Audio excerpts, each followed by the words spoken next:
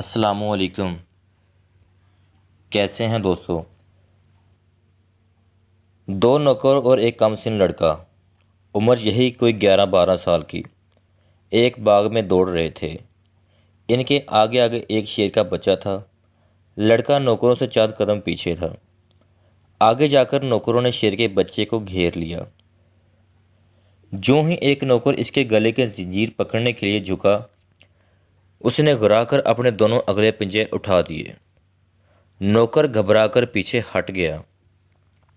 اس کا ساتھی ڈر کے مارے پہلے ہی پیچھے ایک طرف ہو گیا تھا۔ کم سن ساتھی آگے بڑھا اور اس نے اطمینان سے شیر کے بچے کے جسم پر ہاتھ پھیرنے کے بعد اس کی زنجیر پکڑی اور نوکر کی طرف بڑھاتے ہوئے کہا، لو اب اسے لے جاؤ۔ اس سے پہلے ہم آپ کو بتاتے چلیں، اگر آپ نے ابھی تک اپنا چینل سبسکرائب نہیں کیا تو اسے سبسکرائب کر لیں، ویڈیو کو لائک کریں اگر آپ کو پسند آئے تو، اور بیل آئیکن آن کر دیں تاکہ ہماری ہر آنے والی ویڈیو آپ تک بروقت پہنچ سکے۔ اور اب آتے ہیں ہم اپنی سٹوری کی طرف۔ نوکر جو اب تک ڈرا ہوا تھا بولا، حضور یہ کاٹتا ہے۔ لڑکا بولا، تم خواہ مخواہ ڈرتے ہو، یہ دیکھو۔ لڑکے نے یہ کہتے ہوئے اپنا ہاتھ شیر کے بچے کے منہ کے سامنے کر دیا۔ شیر کا بچہ لڑکے کے ہاتھ چاٹنے کے بعد اس کے پاؤں میں لیٹ گیا۔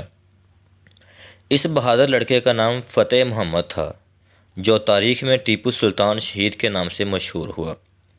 جب ہندوستان کی آزادی کی آخری جنگ میسور میں لڑی گئی، اس میں سلطان شہید کو ہرگز شکست نہ ہوتی، لیکن بدقسمتی سے اس کے کچھ قریبی ساتھی غدار نکلے اور وہ در پردہ انگریزوں سے جا ملے۔ اس کے نتیجے میں سلطان کے سارے جاں باز ایک ایک کر کے شہید ہو گئے۔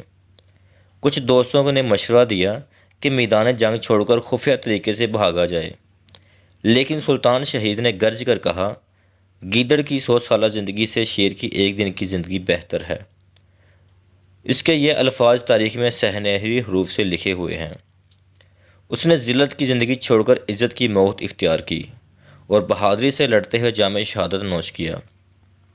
یہ مئی کی 4 تاریخ تھی، سن عیسوی 1799 تھا۔ سلطان شہید کی زندگی اور اس کے جذبے کا اندازہ اس بات سے لگایا جا سکتا ہے کہ جب اس کی شہادت کی اطلاع انگریزوں کو ہوئی تو انہوں نے خوشی سے نعرہ لگایا، آج ہندوستان ہمارا ہے۔ سلطان شہید کی شہادت کے تقریباً 150 سال بعد اس کا جذبہ ایک بار پھر پروان چڑھا اور ہندوستان کے مسلمانوں نے ایک علیحدہ وطن پاکستان حاصل کیا۔